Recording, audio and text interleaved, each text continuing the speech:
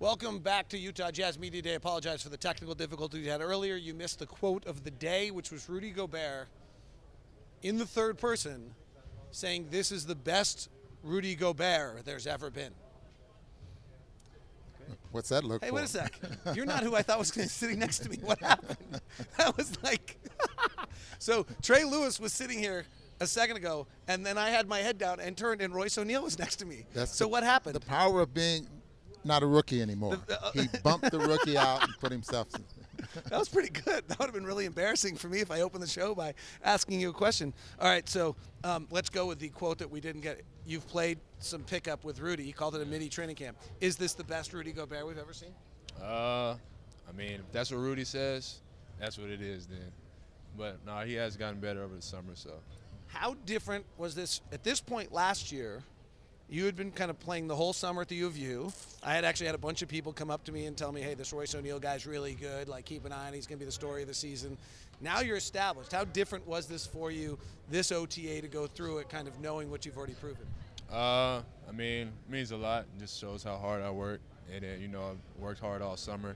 And, you know, just got to carry over what I did from last year in the summer into this season. Are you searching for new parts of your game to show? Like, where are you? Like, what's your mentality as a player? Just get better. You know, I worked on everything this summer. Just show that, you know, I became a better ball handler, consistent shooter, still bring that intensity on defense. So just showing that I got better over the summer. Is it, if you made your name defensively, now do you feel like, whoa, hey, I got something else to show you. I got to prove I can go offensively too. I mean, I still got a ways to work on both ends, offense and defense. So. All right, that was a good, humble answer. And that's a great answer there because, you know, you 1 year in the league already.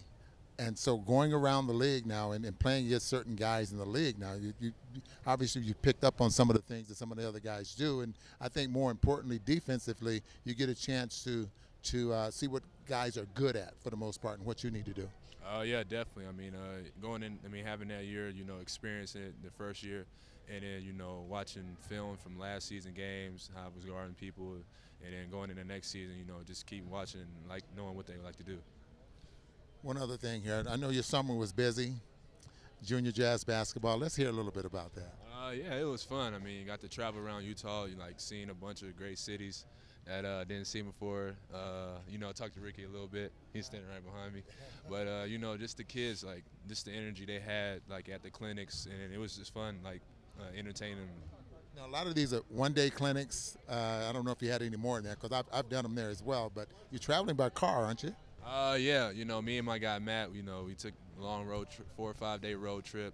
You know, we did like 3 cities in a day. Each one was like an hour. But, you know, just some of the cities in Utah are real nice. So you were just in Utah. You didn't go to Idaho or Montana or nothing like that? No, I think we crossed over in Nevada for one of the cities. But, you know, I didn't do the Montana one. Good Some stuff. small towns that haven't seen NBA players come around very often. Yeah, definitely. So, you know, it was fun, you know, and then just to see their face, their excitement, and then just playing basketball. One of the signatures of the season with the Royce O'Neale arrival was the O'Neale jerseys all throughout visiting crowds, whether it's O'Neale's niece or O'Neale's mom. Or what was this like for your whole family experience? It was good, you know, just to show that they're supporting, you know, they're happy that I'm here. And, you know, just seeing my name on the shirt or jersey meant a lot to me.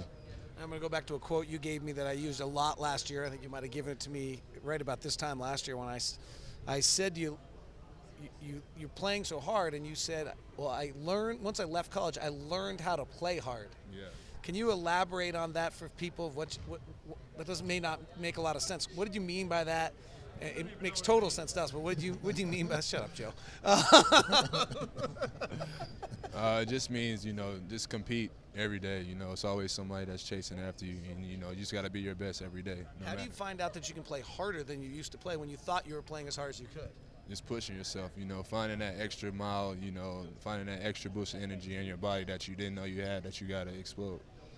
Well, we're excited to get going. I hope you are too. Oh, yeah, definitely. Good. Nice to see you. Royce O'Neale with us on UtahJazz.com. And with his cardigan sweater over his shoulders, here comes Joe Ingles. How are you? So Joe is actually the feature today on my podcast on Locked on Jazz. 100 times. Every time I open it, you're tweeting me something new. Only you. Leave Nobody else will I at. You're the only one I'll at in this whole process. Did you try out for the Stars? I got a question for you. Yes. Did you try out for the Stars? No. Oh. Would you like to know my basketball career? My freshman year at a 30 small seconds. private school, my junior varsity coach suggested that maybe I rebound and pass.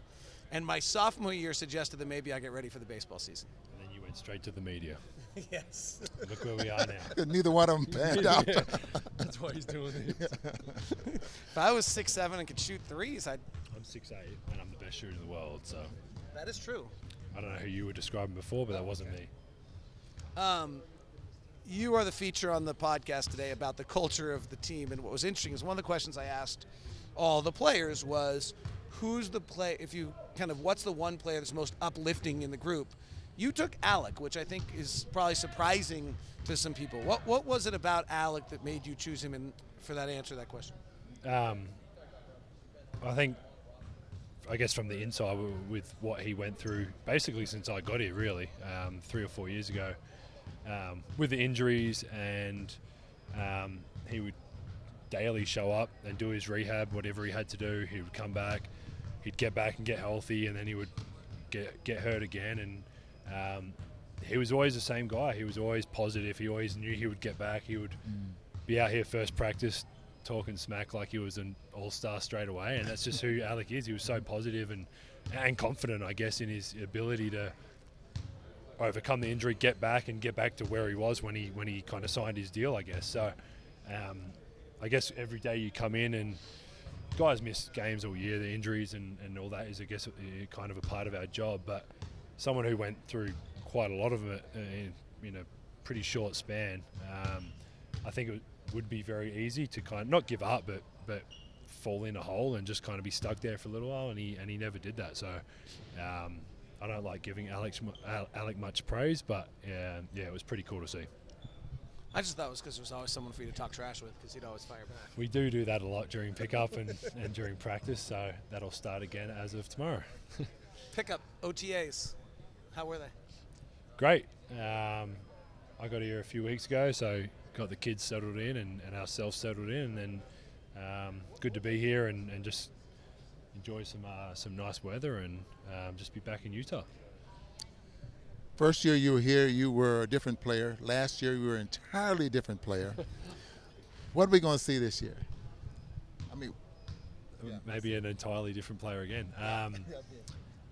Hopefully, I guess just kind of more and a little bit more of kind of everything. I don't think my role here is to be a shooter or to be a defender or pick and roll. I think each game for me is kind of different, and I think I've always, especially the last couple of years, kind of felt that out in the early on of the game, and then sometimes Donovan will be rolling and it'll be to do something else, to stay in the corner and shoot three. Sometimes defense will be good and I'll be handling the ball a bit more. So just kind of whatever that role is, but hopefully this year a lot more consistent kind of from the start of the year. I think I kind of picked it up a bit after the trade deadline and towards the end of the year. So from the start, just be aggressive and help the team in whatever way I can. All right, so I'm just going to have to ask everyone because I know he'll give us the best answer. So Rudy Gobert said this is the best version. Has he got his shirt on today? He does not. He does have a shirt on. He said this is the best version. He's kissing his arms as we speak right now. he's showing his abs, aren't you? He loves those abs. He's kissing his biceps right now. He was literally just kissing his biceps. He said this is the best version of Rudy Gobert there's ever been. What are you asking me about? What's your thoughts on that? Do I have to answer that? He's been pretty good in OTAs. He has been good. I mean, even from when I first got here, not that he was a bad player, but from where he's kind of got drafted in those first couple of years to now is night and day for me. I remember throwing him passes and he would drop them every time, and I'd be like, dude, if you catch it, it's a dunk. Like, it's not. And now defensively, the timing and becoming who he's become defensively is pretty special. But then offensively as well, he's picked it up, and he's going to be a big part of what we do. I don't know how your pickup teams are ever chosen, But it seemed. Not by me. I actually picked one day and we went 3-0. So I did notice though that you and Grayson seemed to be on the team together more often than not when you guys were playing. Did we? It seemed like it, like the days where I came. What were your They want thoughts? him to learn from the best. Yeah, of course. That's what I figured. That's what I was asking. What were your thoughts on him and what, learning from the best? What did you teach him? Not much. Yeah, I guess it was my first time kind of playing with him, and then even just seeing him in person. Really, all I saw was him tripping people on Sports Center before that. So he's a great kid. He plays extremely hard, and I think the passion and desire to win is what's got him in a few unfortunate situations. But he's not. He's such a good kid that. Now looking back on all those things, I think it was misinterpreted a little bit of stuff. But yeah, he's going to be really good for us. He's super athletic, which he learned obviously from watching me play over the last few years. He can shoot it. He's a great decision maker. He's just kind of a total package of everything that kind of the way that we play. So he can do multiple things, and like I said, I think he'll be really good for us. So you know the biggest difference between Rudy Gobert and Joe Ingles? What is that? Rudy comes, he's golden tanned and all done because he's on the French Riviera. Joe has just decided to spend 12 months a year in winter now. Yeah, and if Thabo does that again, I'm going to let his tires down. Oh, sorry, sir. I know. I go from winter to winter, so I didn't get to work on my tan this year. I've been doing that for a long time now, so I'm gonna have to stay in Utah a summer. Yeah, and enjoy the summer because apparently it's awesome. It is. Joe, great to see you. Appreciate Hope the kids it, are good. They are great. Renee's All great. right, buddy. They're 7-footers. They're 7-footers. They're on their way. Watch out, Adam Silver and the WNBA GM. Ingles are coming. And Ekpe Udoh sits down to join us. How are y'all doing today? What's up? I just want to be a part of this. What's up, man? How you doing, Joe? I already done mine. Okay, good to see you, though. Cinnabons. All right. Cinnabons. Cinnabons? What's about Cinnabons? No. We have a vegan dessert place that does amazing Where's that? cinnamon rolls. I don't know my streets. It's off of 300. How about here's the game I'm playing. You mention it a few times, they give you free stuff. That's what we're trying to do. So what's the name of it, Ekpe? I wish I knew. Oh. That's why he said Cinnabon. We don't eat Cinnabon, but we go to the vegan restaurant and Are you vegan? No, but I enjoy the cuisine. Okay. Yes, sir. Yeah. What are your favorite cuisines? Sushi, vegan, African food, Jamaican food, up there. Do you have any good African or Jamaican restaurants in here? No, sir. I didn't think so. Where do you? That's my mom flies. All right. So where do you get your good African or Jamaican food? Usually when I go on the road, I'll try to find somewhere. Houston's really good. I found a place in Toronto, but you can find them. Houston's just a great restaurant city right now. Straight up, you are not lying. Best. Yeah. In fact, are you into food? Yeah. Have you seen David Chang's Ugly Delicious documentary? No. Fabulous show. What's it on? So it's on Netflix. Got you. And it's a whole documentary on, and it's really a little bit about, as much like certain food types. He takes a food. So, for example, he did pizza, and then he gets into kind of the whole cultural significance of pizza. But then he also went to the ugly, which was the Domino's, and got into how Domino's is made and what that whole is. And he actually delivered. And so he gets into all sorts of the one that was most interesting was about crustaceans and shrimp. And he talks about how New Orleans is so stuck in tradition, but that Houston doesn't have tradition. So they've tried all sorts of new things. And then he got into the whole Mekong Delta in Vietnam is actually geographically the exact same as Houston, and so these bunch of people have brought that food over because the actual crustaceans are the same, and so I don't know, you love it. There you go. I'm gonna give it a try. All right, your Netflix. How's the book club? Book club is booming. Yes. It is so cool, Ekpe. It is booming. Right now we're reading Say Nothing by Brad Parks, and this year I have a series called Author Talks, where I'll try to bring out some authors and have a conversation with them and the community. So may I share? Please do. I shared this with my son's junior English teacher, AP English teacher, who's she's incredible. And it was a really interesting conversation. One, she just thought it was genius. The other thing that she actually thought was really interesting was the idea of having people be able to, inside of Twitter, be concise enough with their thoughts that they could express themselves. Yeah. From a writing standpoint, she actually thought that was a skill that she might have the kids try to learn of how to be able to express yourself in such a limited time frame. In a few words, that's what you mean, right? Yeah.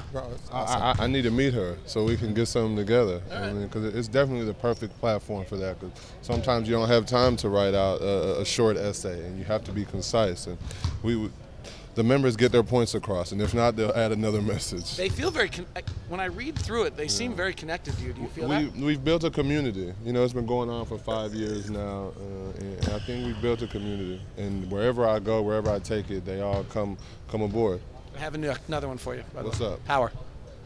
The TV show? No, the book. Okay, cool. I think I told you about ghosts. it. All right, you can turn to basketball. Yeah. You can turn to basketball. Okay. Well, okay.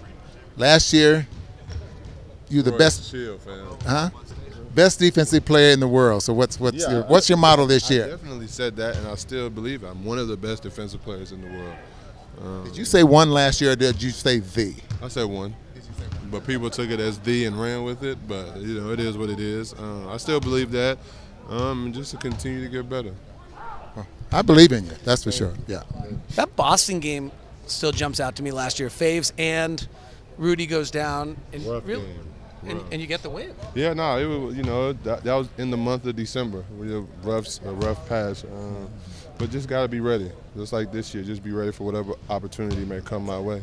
Well, it's interesting because I think, you know, those are the wins that actually allowed the streak. Like, if you don't get some of those along the way, the other streak never happens. This roster's not the same as it is today. As much as everyone talks about post-Atlanta loss, there's 4 or 5 wins that were actually, if you go back and look at it, you shouldn't have won in Boston. I think you win in Washington or somewhere like that. That's a hard win. There's a bunch of games you aren't favored you win actually prior to that, even in the losing stretch, that without those, I'm not sure the streak ever happens. The strength of our team is the team, you know, in the words of Coach Quinn. But just everybody has to buy in and be ready. Did you travel anywhere this summer? I went to the EuroLeague Final Four after the season. That was cool. As the reigning MVP of the EuroLeague Finals? You know, just to check it out, show love. But then I left. Then I went to Trinidad and Tobago for one of my brother's birthdays. And other than that, been here or in Dallas, Texas. The final thing is you launched a new program in Oklahoma. Didn't go back to Edmond, huh? Oh, yeah, I mean, of course. That's okay, you know, all right. You got to do that. That's where my mom and my family is. All right. You launched a program in Oklahoma, I believe, sustainable food. Yes, sir. Tell us a little bit about that and how it's going. It's, you know, it's had its hiccups, but now we finally got it down, and we're ready to really get out there. What's the goal? The goal is to get into public schools, especially inner city public schools who don't have that option. That's big for me, just to provide a different option at lunch, you know, because some of the foods that they're eating now isn't conducive to learning or growing just as a human being. You're the best, man. Thank you. Thank you. Absolutely. Yeah. Great to see him. What a great man. What just an interesting. There's a bunch of them. Yeah. We're going to say this next guy's not bad himself. But that's what we got. We got these very interesting basketball players who I'd say are generally intellectuals. You pride yourself on that. I take that. Why not? You make the kids think all the time, don't you? I try to. How are the Sefolosha girls who we met last year on mid-floor when they did a Martin Luther King Day celebration, yes. And then I think they did one other thing as well, didn't they? Was that it? No, I think that was it. The Martin Luther. How are the girls? They're doing great. Back to school, enjoying it, enjoying every minute of it. All right, so I have to tell a little story because I know some. Just share with people. So you have a contract, but you also didn't know it was going to be picked up by the Jazz.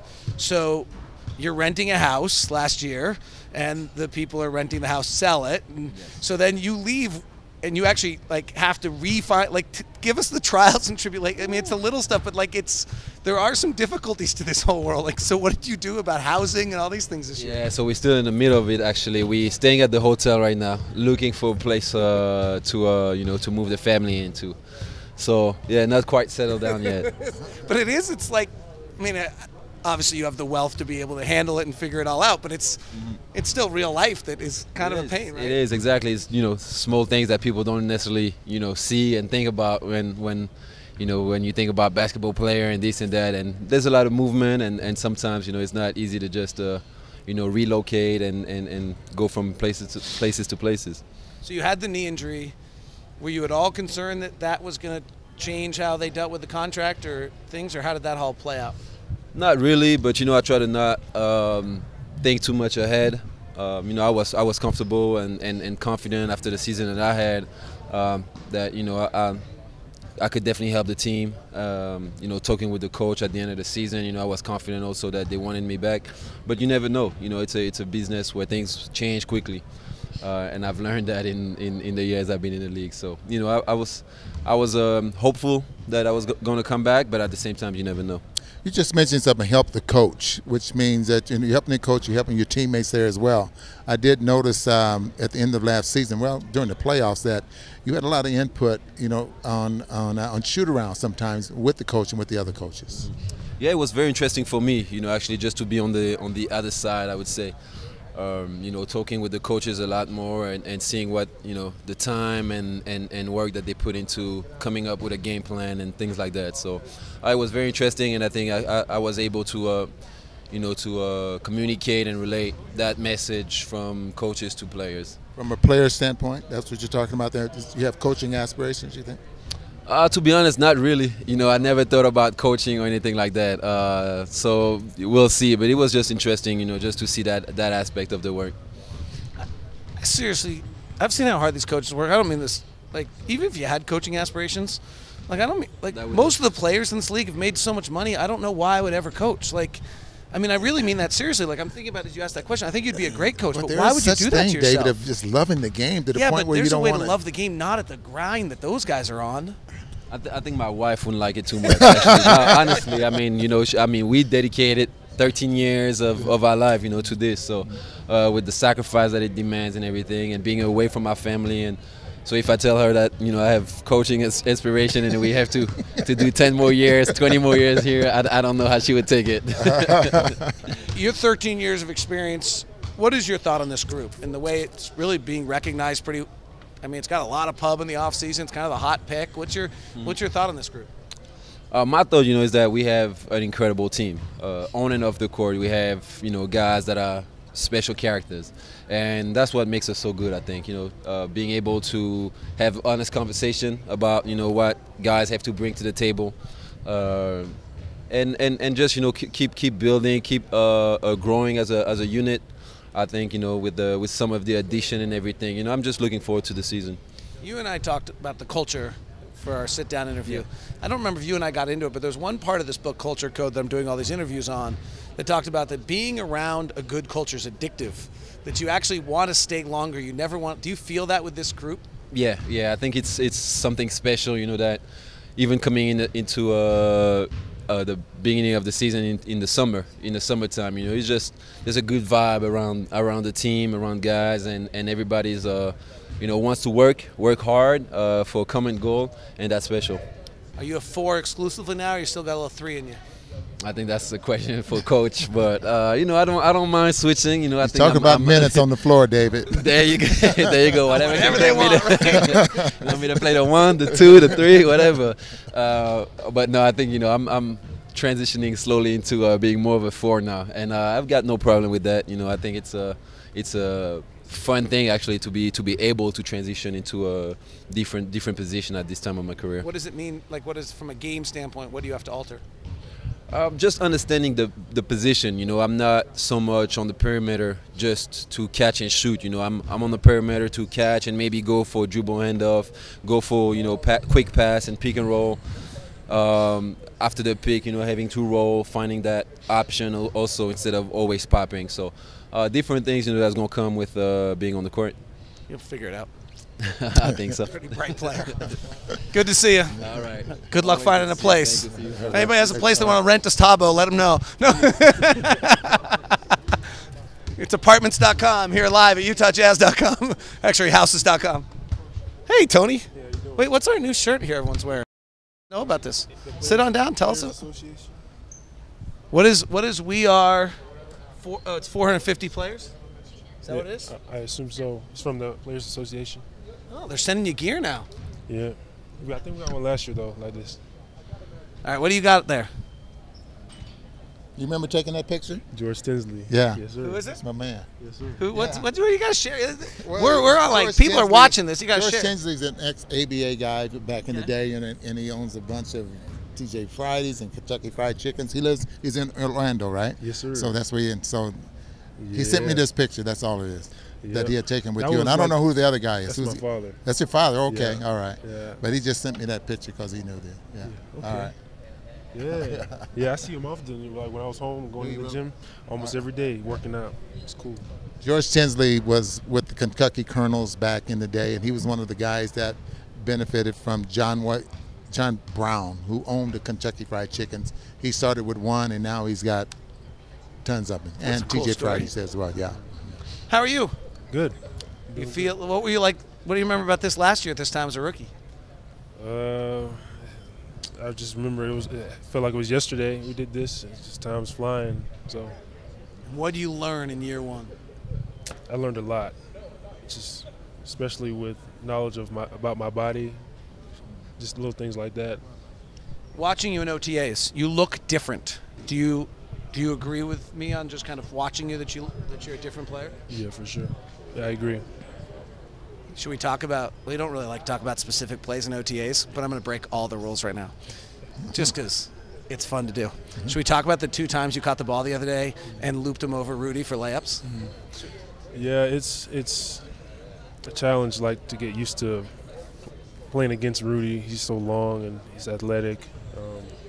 But yeah, just it's good for me going against him every day in OTAs.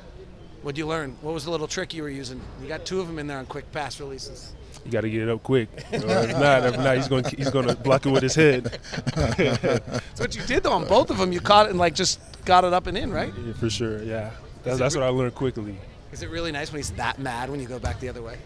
Yeah. I try to sometimes just try to challenge him, so it's cool. In all seriousness, how great for you to develop your skills going up against the best defensive player in the world. Right.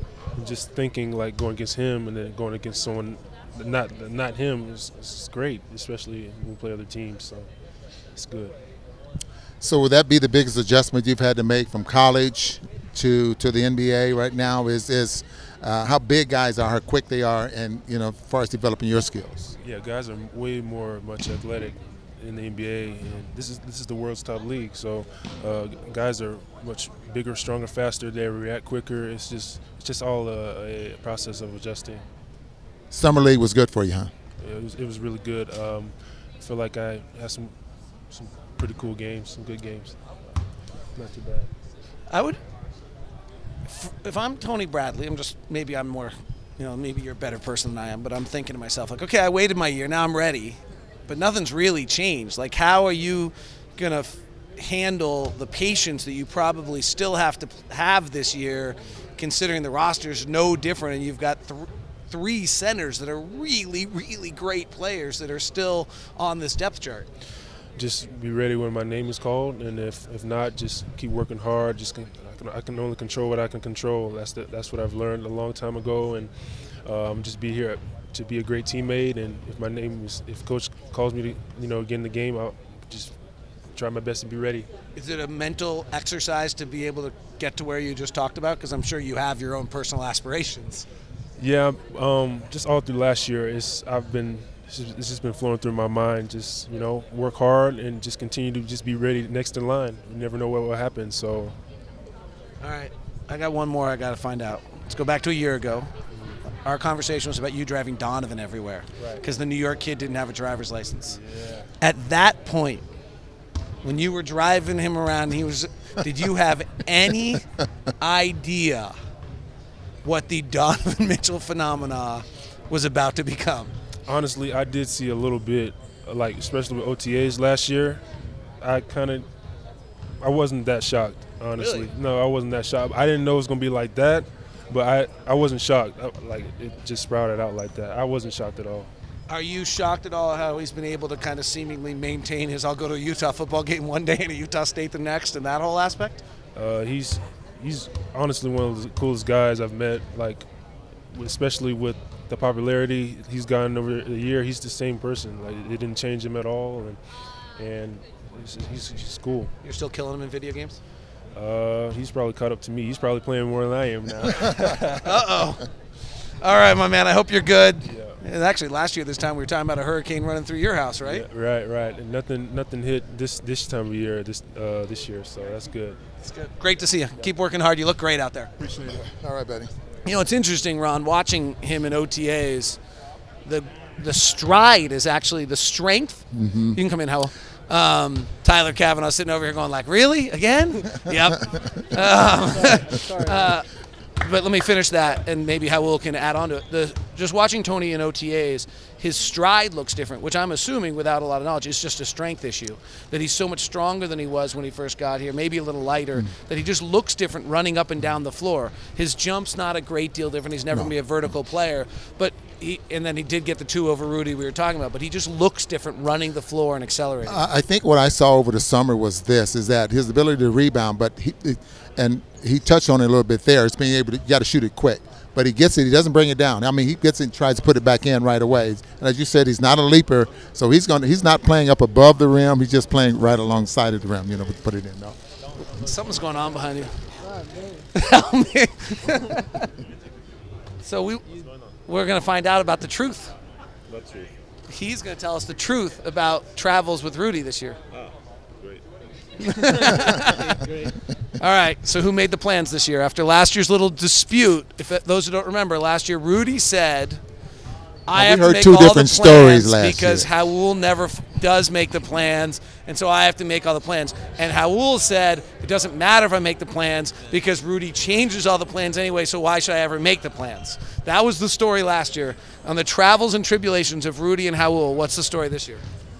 This year I didn't even worry about making plans because I knew he was gonna change it. So it's hard to make plans, and then you say to some people you're gonna be there, and he wanna go somewhere else, and then you bail on those people. So I just let him do whatever he wanna do, and then that happened in France, which I understand that's his country, but that happened in Brazil too. Again, he was like, I wanna take him to that place because I think it's good, but he wanna go to a different place. But it's fine, you know. We had fun. And how was Lake Powell? Amazing. It was one of the best experiences, like best trips in my life, just because I did so many things that I've never done before, and just being in the water for that long, no cell phones, no nothing, just us, you know, just the group of people we were there. It was amazing. So Rudy couldn't tweet out pictures of himself? He did like later, you know. You've seen him posting pictures without his shirt until now. With his shirt on or what? Shirt off. Shirt off. That's. But he will find a way to go somewhere with the service just to post the pictures. But it was fun. Let's get to the hamstring. How are you? What happened? I pulled this past week on OTAs, just playing some pickups. I was feeling for a week. I took the weekend off, just doing treatments, and I thought I was better. But one bad step I did, just pull my hamstring. Now I just gotta wait, reevaluate in 2 weeks, and see how it goes. So you are this cool, calm, nicest guy. Like, it feels like, you know, everyone. Raul come over to the house for dinner. Like, when this happens to you again, are you like in your room by yourself, like throwing stuff and like just getting furious? Yeah, it's frustrating, you know, when you're fighting injuries the whole year, and then you have the whole summer to get better. And I was good. I was feeling good. And then something that happened right before training camp, where I think is one of the most important time in on the year. You know, that's when we're going to have all the plays. That's when we're going to figure out what we're going to do during the year. Of course, everything changed, but it is frustrating, but I try not to show that, you know. I try to be positive. I was just talking to coach right now. He was like, you know, the most important thing is to be positive, because those things happen. And what I like to think is, okay, that's the last one, and just like think forward and think on getting healthy, because when you're always upset and always negative, I think it's going to take longer to recover. So I'm just thinking positive, and I'll be there with the team watching practices and try to help on the way I can, and when I'm healthy, I'll be there too. So you really haven't had a chance to what I call develop, because you get hurt, you miss a development year, and then just like you're trying to catch up with the rest of the guys on the team, like you're fighting for a job every year. Yeah, I mean, I'm in the same position every year, you know. I think my first year was a little different, but last year and 2 years ago, I was in the same position starting training camp. last year I got hurt too. I missed a couple games, and just the way I am, just like working hard and fighting for that position, and I think it's not only good for me, but it's good for X too, having somebody that is like, he knows that I'm behind me. You know, I'm trying to get better, and he'll try to get better. Ricky gonna get better. So I think that's a good thing for our team, and that's what my job is. You know, I know my role, and I'll be fighting for my position. It was interesting when we talked earlier this year. You had such a great kind of vision of like, okay, this is a real. I'm gonna have you share with people, but you said to me, I have a very realistic goal that I think I can achieve. Tell people what that was. Be a good backup point guard in the league. I don't know if Best, you said yeah, best the backup. best point guard I think is something I can do. You know, I don't like thinking I want to be the best point guard in the league, because I know it's tough. You know, with all those guys. Probably point guard is one of the best positions in the league. We have the best players in the league. So I have this vision. If it doesn't happen, and I get close, it's already something good. So that's what my goal is. Well, we're wishing you luck, my friend. Thank you. Where else did you go other than Lake Powell? What were your other travels? I went to another lake. It was Pineville, I think. Okay. I went there just one afternoon with Ricky. The weather was kind of not very good, because it was a couple weeks ago, 3 weeks ago, and that was the only trip around here I did. Of course, I did Brazil, Spain, Paris. I went to Switzerland with Thabo for a day.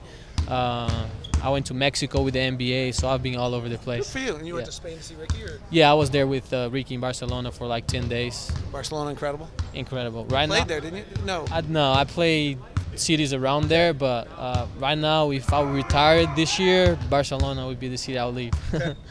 I think that's my #1 place I want to travel to. So yeah. You go retire there, and then I'll make you a deal. If you retire there, I'll come visit, and I'll let you make the plans, and I'll just follow them. All right, sounds good. Good to see you. Raul Neto with us here.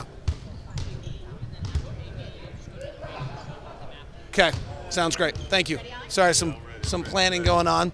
We're gonna have Alec Burks on, then we're gonna take a quick break, let you guys on, then we'll reestablish. Do it. Okay.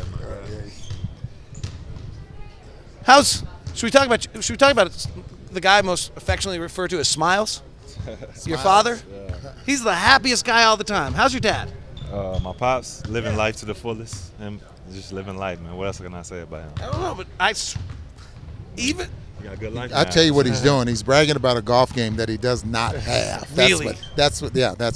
Well, I thought he was walking around talking about his Washington Huskies beating the Utes there for a while. Would have been the other thing he was doing. Are we close?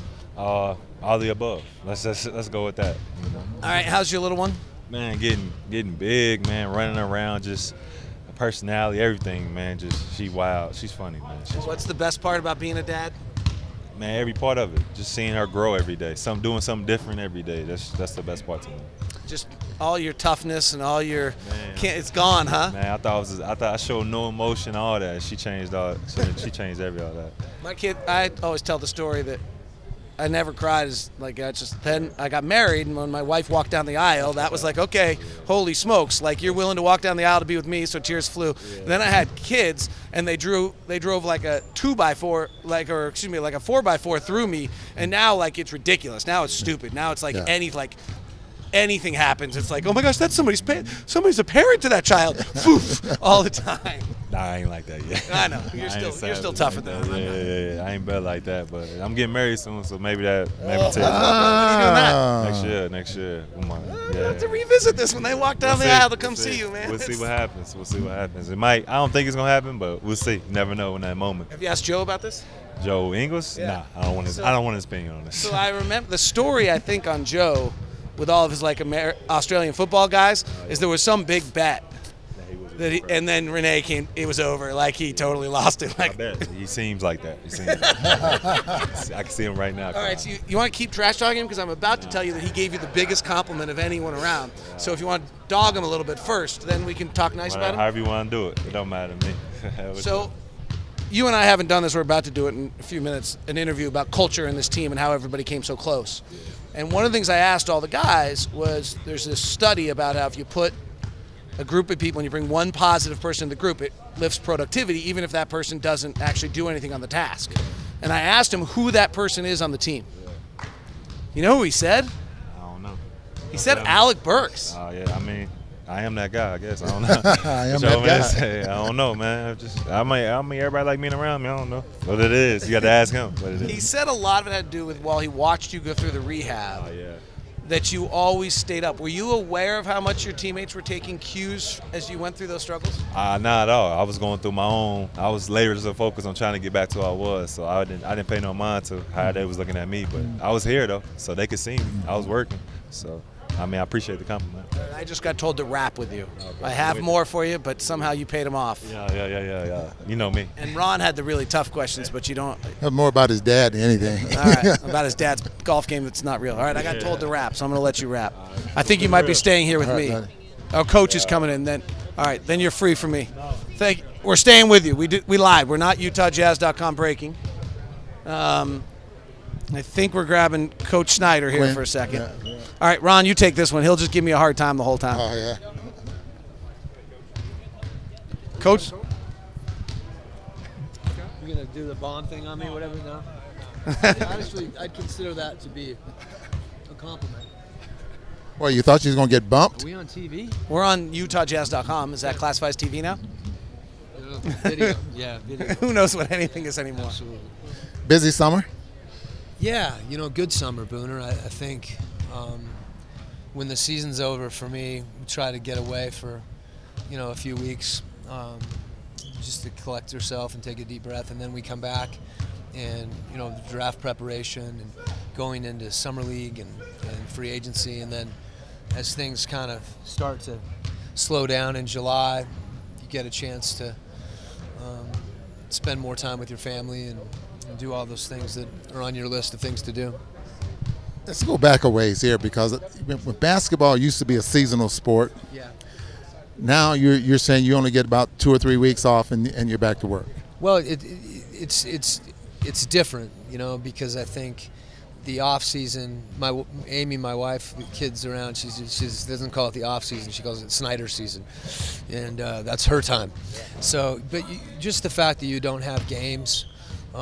There's different demands and pressures, but we spend a lot of time. Most of our staff, guys covered the globe: Barcelona, Australia, Miami, Los Angeles, all over, going out and visiting players and working with them.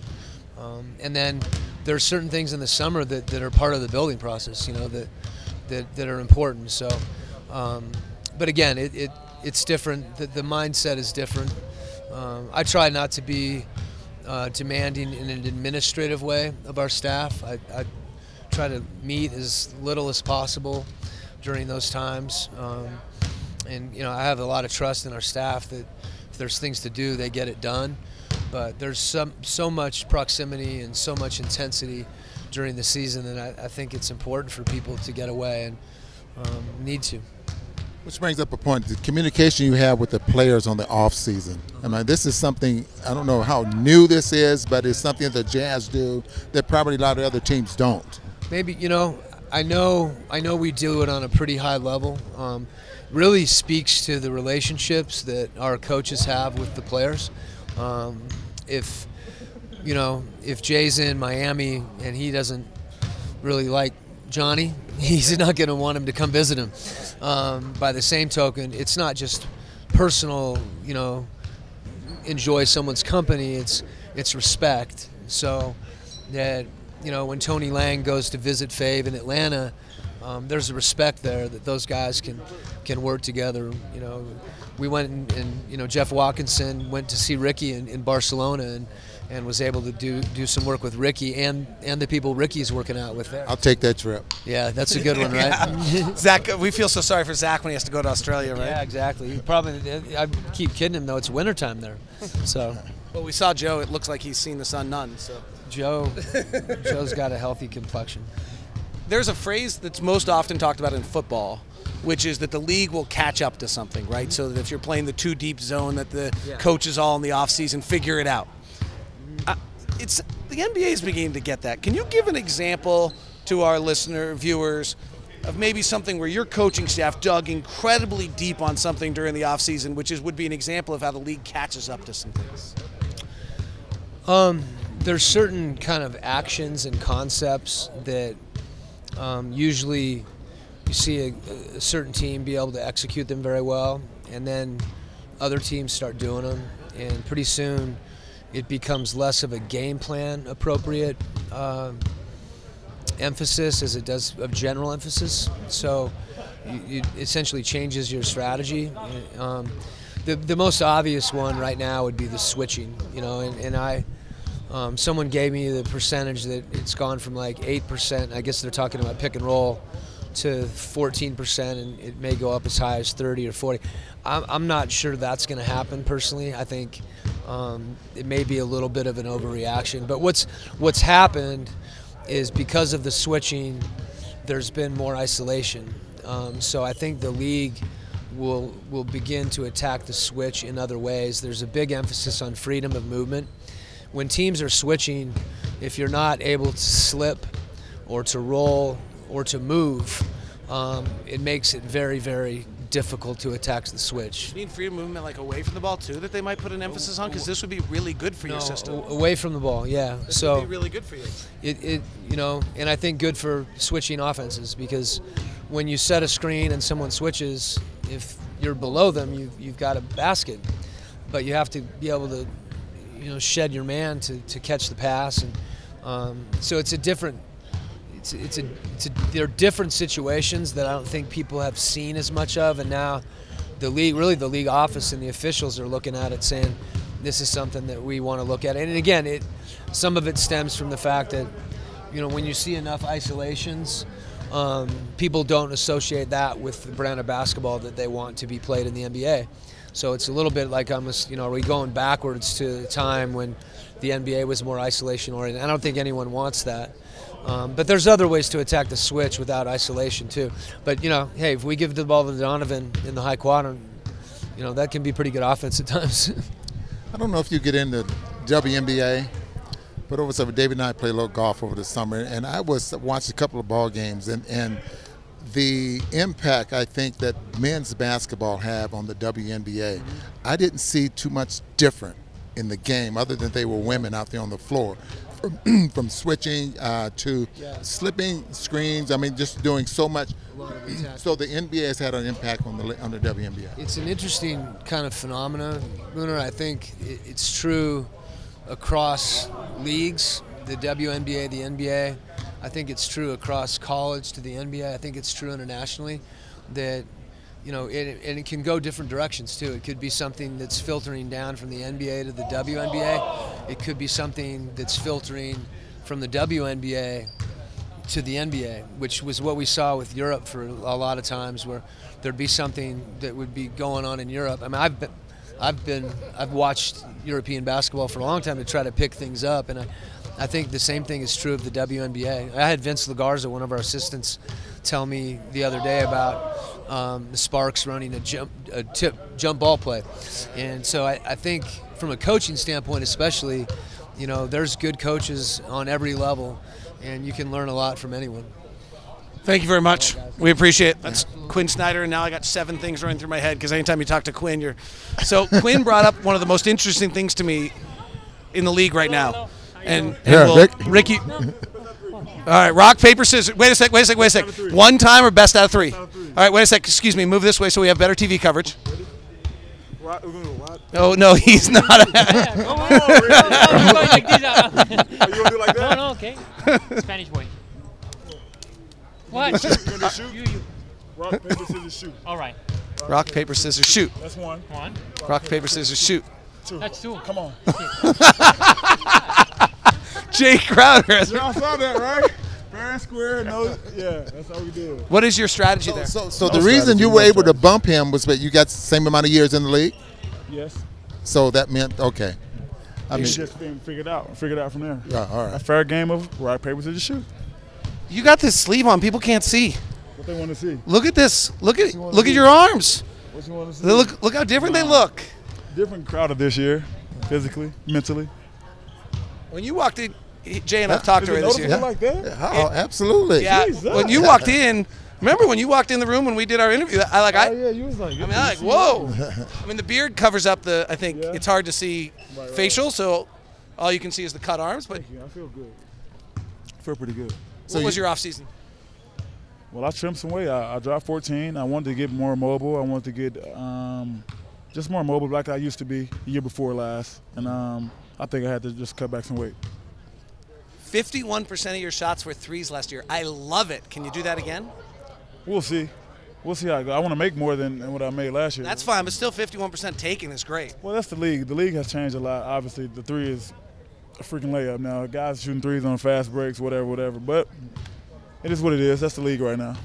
Let me get back to the weight because Rudy said he had 5% body fat. What do you think you have? 7. 7%? Oh, okay. All right. Did they test you on that? They do. Uh-huh.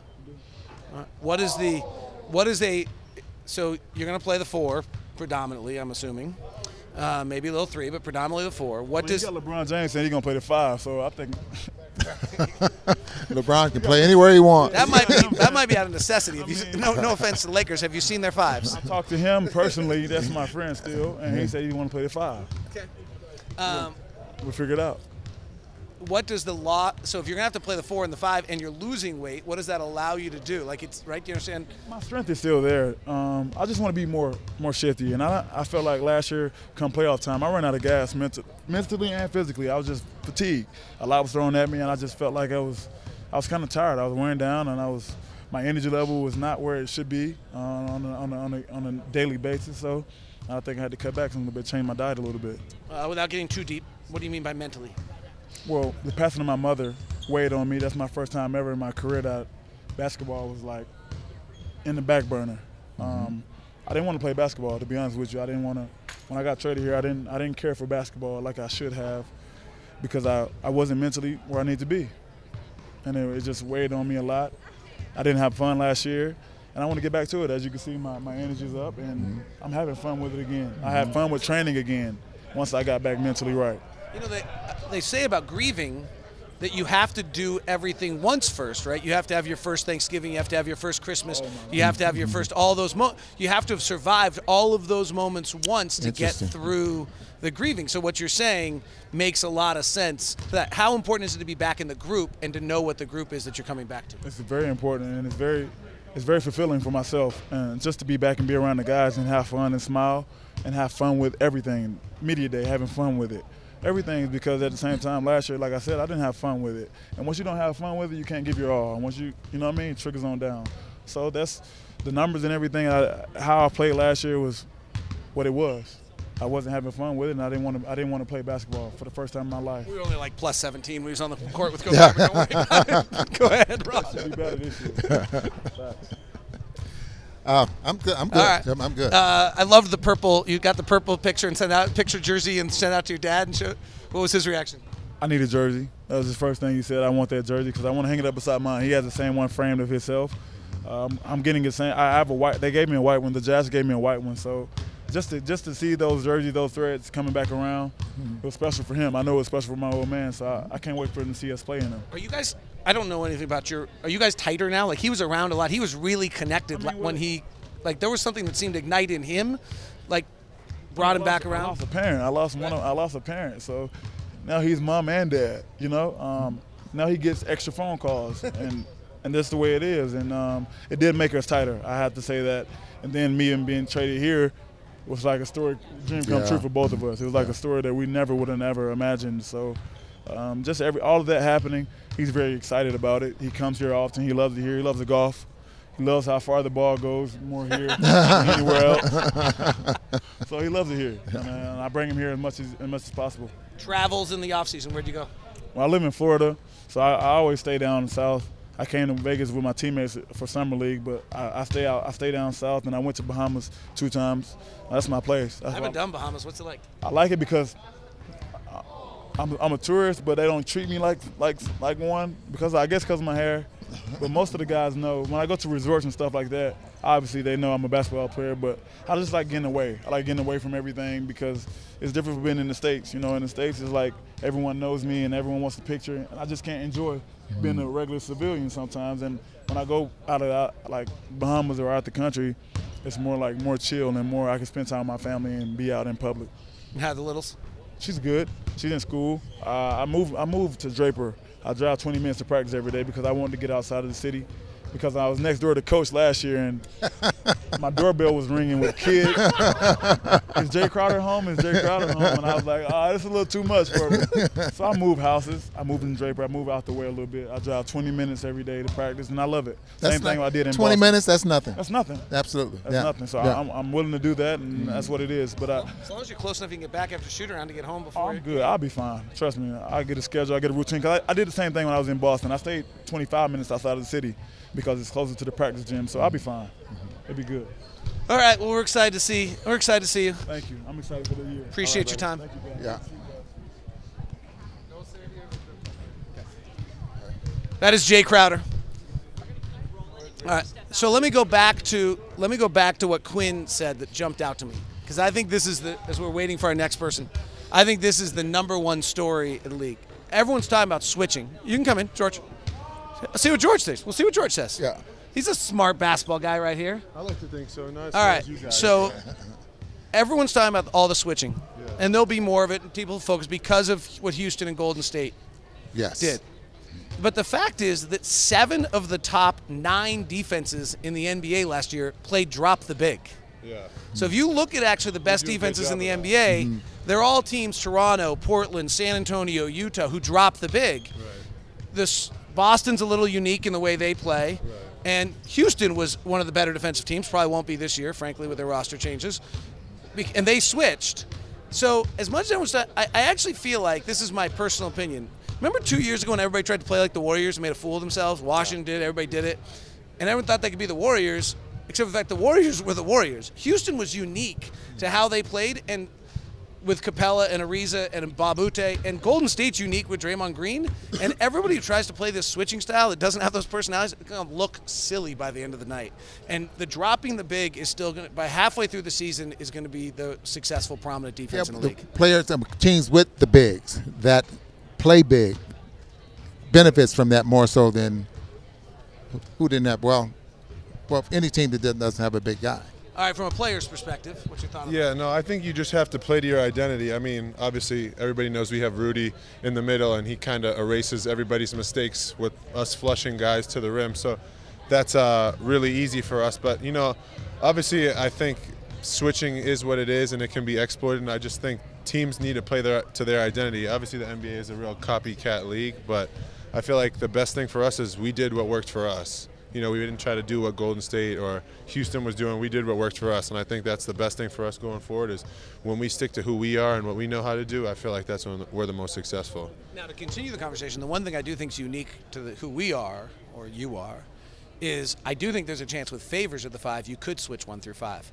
And so all of a sudden, 3/4 of the night you're playing a drop big, and the other quarter of the night you're switching, and a team has to try to figure out what's going on, could really make what is the best defense in the NBA even more potent. Yeah, no, I think the biggest thing when you're on defense is you want to throw change-ups at the offensive team. I mean, if they're used to coming off screen and rolls and having a big drop in and you're all of a sudden switching, then they kind of have to readjust how they're doing things. And next thing you know, they're taking 5 seconds to try to hammer the ball in on a switch, and they're taking away from their offense. So I think Coach Snyder does a great job of realizing these things, and he opportunistically switches up the defense, but I think, you know, obviously our stronghold is dropping our bigs, and, you know, obviously Derrick is extremely versatile, so to have him at the 5 and be able to switch 1 through 5 is a possibility, and I'm sure you guys will be calling and seeing that a bunch of times this year. You think Coach Snyder's prepared for games or something?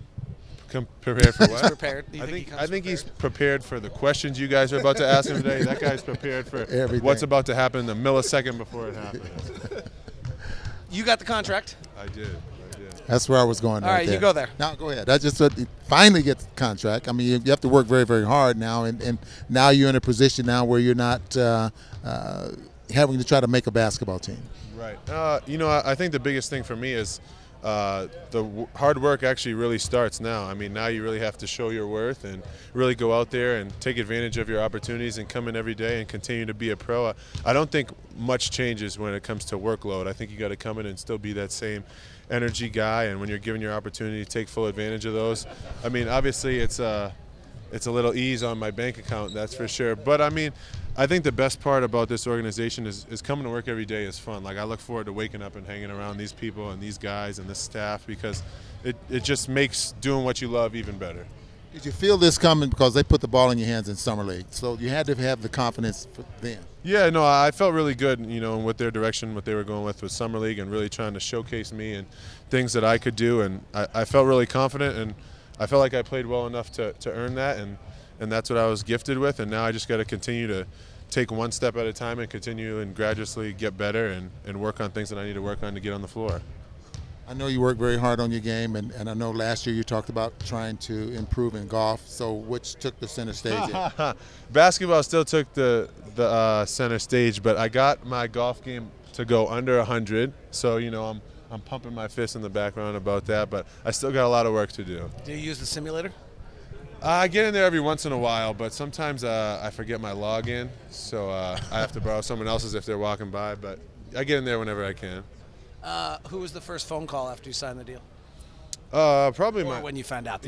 Probably my mother. She's just been my backbone for me, just pushing me to limits I never thought I could reach, and without her, I don't think I would have been able to achieve any of this. Have you gotten your first check yet? No, I haven't, but I look forward. What is it, November 15th? November 15th, I'm counting down the days. As long as the 15th and the 30th are on around, I'll keep a smile. So on November 16th, I wonder where we are. Does it change? Maybe you get one October 30th because of the early start. That'd be awesome. You'll find me at the Porsche dealership. No, I'm just kidding. That doesn't matter. November 15th. No, but with the early start, what? November 15th, David.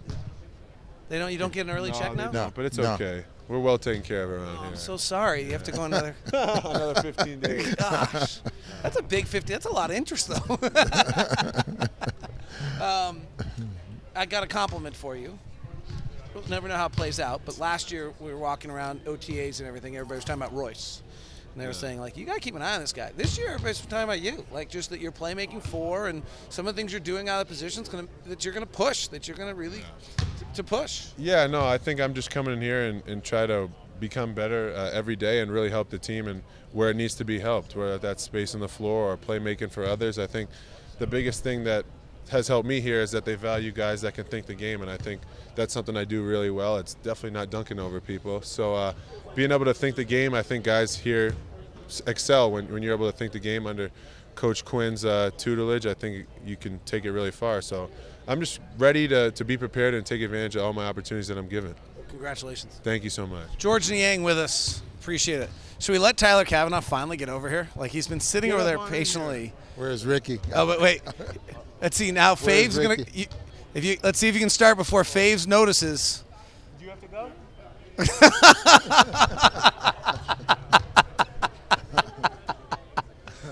That was like a little Atlanta on Atlanta crime right there. For Atlanta? Yeah, I mean, Tyler only just spent time with the Hawks, but. What's up, baby? How are you, my friend? How you doing? Good. Man, you lose weight? Yeah, man. Yeah, I lost weight. Yeah, I had to get slimmer. So. Well, that was your first nickname. So, yeah, I was skinnier when I was a kid, so they just called me that. So, I just decided to lose some weight this off season. How do you do that? Diet, working out a lot more. But mostly just diet, just watching what I eat, staying away from certain type foods, and I'm taking notes. Keep going. Specifics would help me. Yeah, just staying away from certain type food, no sugar, fried food, drinking a lot of water, and just working out a lot. I like sugar though. I did too, but I had got a root canal a long time ago, and that just kind of ended my sugar. So bad for you. Yeah, it's terrible. So that's why I took it out. He just mentioned drinking a lot of water. Obviously athletes have to stay hydrated, drinking a lot of water, and from what I understand, half your weight should be in ounces in water. So if you weigh 300 pounds, 150 of the pounds of that you should drink 150 ounces of water a day. Ooh, that's a lot of water. Is that okay? Yeah. You're 250. Right. Take 250. So half of 250 is what? 75. Is that right? No, that'd be 125. 125. I'm lost though. 125 ounces of water. I feel like Ron Boone when I start talking right now. My head's So 125 ounces of water is what they recommend you drink every day. Right, Can you drink that much water? I probably on game day you probably can. That's not that much. I mean, it's kind of hard to drink that much water when you're not like actually working out or not like playing. But during the summer, definitely in Atlanta, you know, I try to drink as much water as I could. So that kind of helped me out, kind of, you know, helped me not eat as much as I wanted to. So it helped me out. When you're in Atlanta, who do you play with?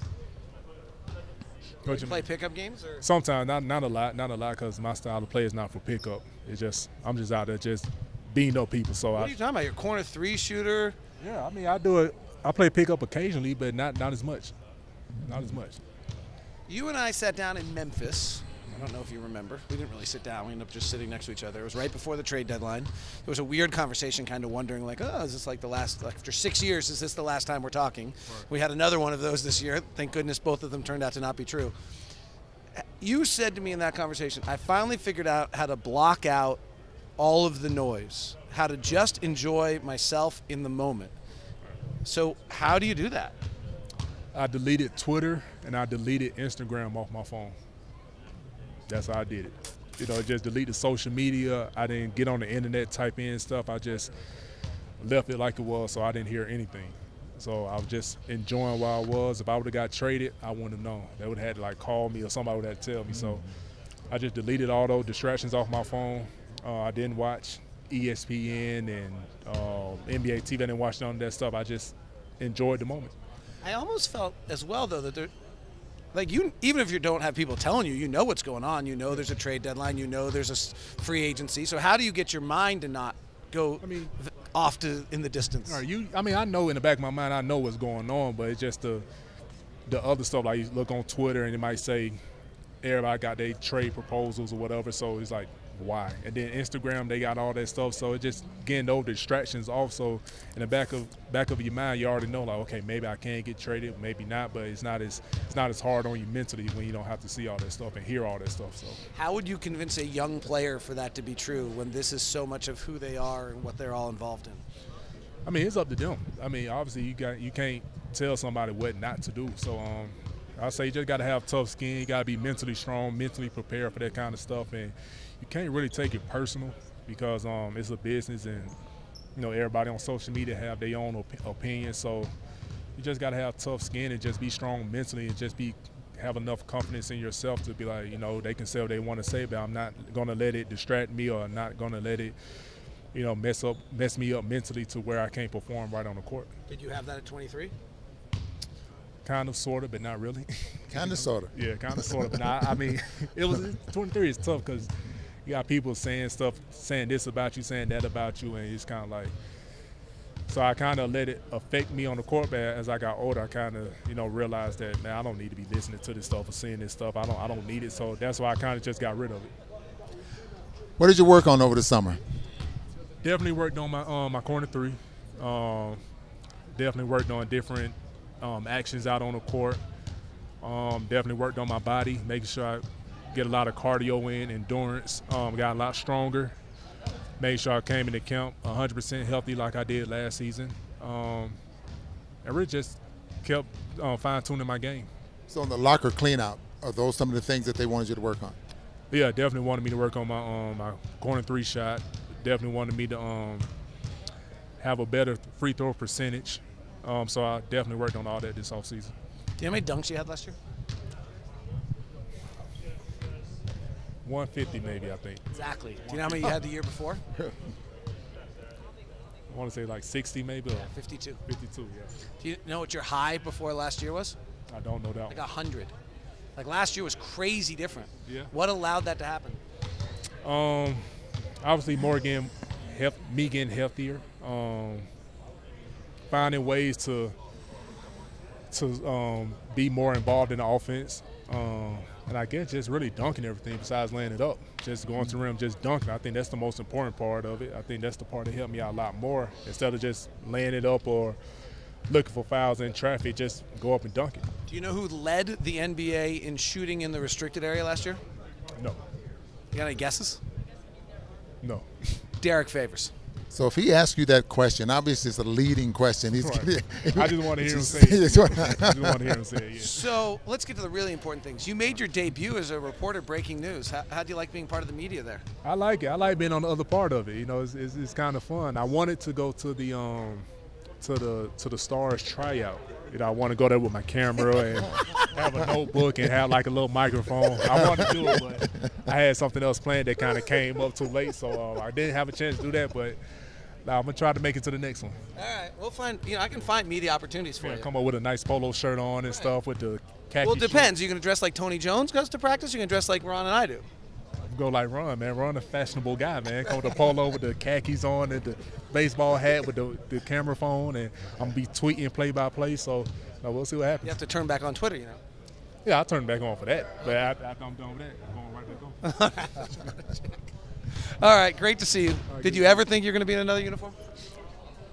I mean, I had those thoughts. I said maybe I'll be back, maybe I won't. I don't know. It all depends on if Utah want me back and the offer, and depends on the other teams with the offer too. So, I made the right choice. You did. We're glad to see you. Appreciate it. Thank you.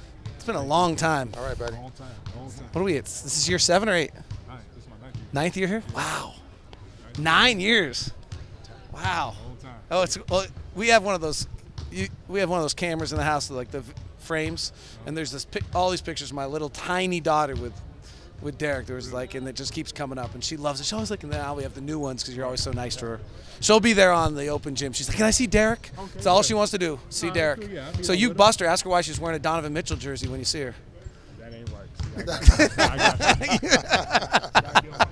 You know what? That bad joke I just said is going to cost me like $50 because now she's going to want a Derrick jersey. That's a good $50 to say. That is. You're right. If there's anyone around, I should get it. How are you, Naz? Good to see you. Okay, if AB needs to, if I can't get it done, tell him thank you, and if I can't, then we can, whatever. We got to do. And I don't want AB waiting. How are you? I'm good, man. Feeling good today. Nice to see you. By the way, upcoming on Locked On Jazz, we do a get-to-know with Naz, learn some good stories about the Canadian and his upbringing and some things like that. That'll be actually next week on Locked On Jazz podcast. We'll have that one. I think it's either Monday, Tuesday, or Wednesday. So cool. I'll be tuned in. You should know your own story. I know, but I sometimes just like to hear myself again. You know what I mean? Give me your scouting report of OTA. You've been busting your butt out here and playing a lot. What have you seen? Just guys just really eager to get after it. I think the defensive end is, again, obviously a focal point in Coach Q's mind and something that we're going to just have to get after it on. I mean, 5-on-5 and live runs doesn't really consist of a lot of help side defense. So I just say guys are ready to really get after it and get the season going. Anybody jump out at you? I can say I'm really impressed with how Royce has been playing out the pick and roll, and he's been shooting the ball. He's a smart guy, so I don't think he's going to come in the season and do anything out of character, but he's been doing some special things, and I think I'm not the only person who would notice that. It's an interesting, what you alluded to is kind of what we talked to Royce about. It's an interesting game. He just made himself name defensively. Mm-hmm. Team needs him to defend. He personally would probably like to make his name a little bit more on the offensive end. We all know how this league pays, right? Yep. That's not the league's getting a little better at that, but generally the league pays for offense. And how do you stay inside the team structure while still trying to expand your own skills? It's an interesting game. It's kind of similar to what you have to do when hey, I got my opportunity. How do I show them what I can do? And yet I don't want to overdo it and shoot every time I touch it or something like that, but I got to prove that I deserve to be out here. Yeah, I agree, but, I think the thing that makes the Jazz special is that they really take care of their guys who play within the system and respect everything that's going on. And I think Royce is the epitome of that. And then you look at guys like Joe Ingles. I mean, everybody wants him to shoot the ball every time he gets it, but he's just a smart player, and he knows when to take good shots. And I think that's why he got the contract he did. So they found a lot of gems, to execute those type of things. More so than the contract that he got, but it's how he got to where he's at.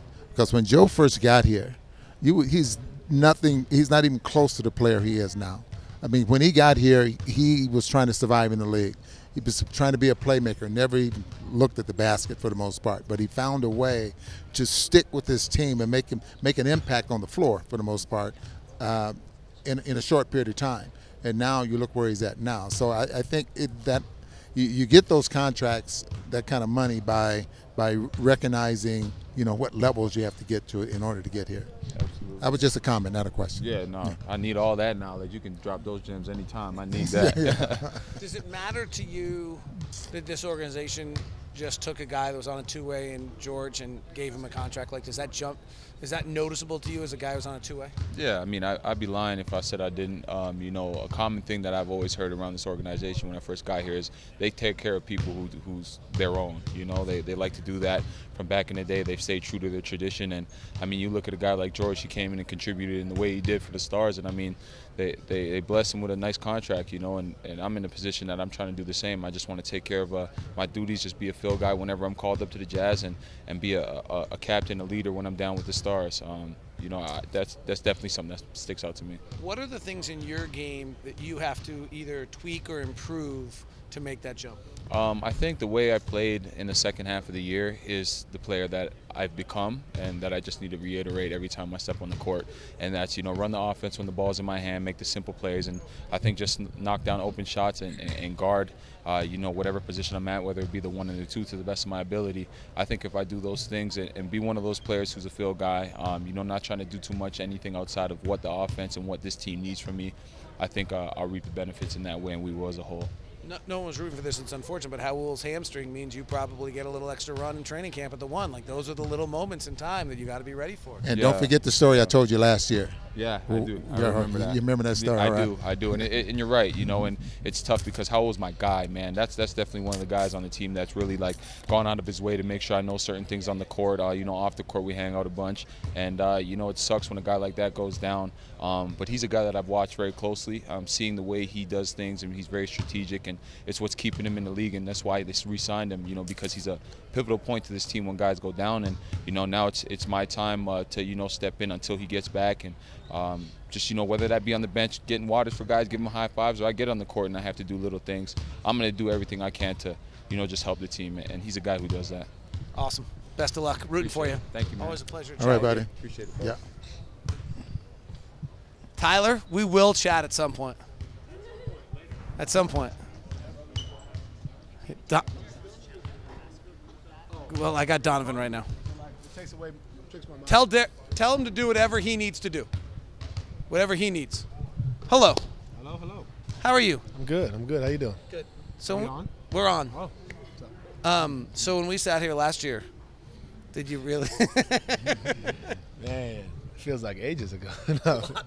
See, you had 2 trips to China. You've had a few award ceremonies. Just a few. It's been a crazy year, but it's been a lot of fun and learned a lot, and I'm ready for another year. Are you excited to get just back on the court and things settle down, maybe? Can't wait. You know, all the outer stuff is gone. It's been a blessing to be able to do it, but now it's back to what I'm here for. You know, and I'm excited for it. Important discussion. How do people get that spider hat? Because it's really cool. There's only one. Is there really only one? It's so cool. There's only one, so I keep it for myself. I can't give everything out. You know, I got to keep some things, you know, for myself. What is this? I haven't seen this. What is this? He's got this new hat. It's black and it's got a spider. It's got his little spider on it. Oh, really? Totally. A friend of mine made it so for you me. tell me they only made one? Yep. Really? A friend of mine made it for me, Uh-huh. and I told him these can't go out. I bought the Adidas Spider T-shirt for you. We got some more stuff coming. I gave you support. I appreciate that. Appreciate that. Adidas got some more stuff coming. I need to just tell a story about Dom, and I tweeted it out, tried to get it out there, because I just thought. So the other night here, there's an event, Zions Bank Basketball Fantasy Camp, and it's 8 o'clock. There's only like 40 people here, right? So they for a charity, Larry H. Miller Charities auctions off a night, and which you can play basketball on the practice facility, and the coaches coach it, the Jazz coaches, and Zions Bank buys it, and then they let their employees play, which is really cool by Zions Bank. And and then, like, why were you here? I went to get treatment. I came to get treatment, and I was like, it's pretty packed for 8 o'clock at night. Like, what's going on? And I walk in, and they were playing, and then back there they were doing a little tour of the locker room, a bunch of kids around age like 13, 14, so I gave the rest of the tour for Linda. I took over the tour and then got treatment. And then you went and signed autographs for 30 autographs, minutes. Yeah. Like I was waiting to pick my girlfriend up from the airport anyway, so I had time to kill, so it was like a lot of fun. I got to be able to sit here and watch and enjoy. I don't know if you remember this, but I asked you a question at this day last year about the zest and enjoyment you had for playing and how you were going to be able to maintain it during the season. And if you were, how have you done it? I could be in study hall every night. Like that, you know what I mean? Like it's a blessing to be able to come out here and play every day. Like this is the easy part. You know, you look at what Greg Popovich says, like, this is nothing.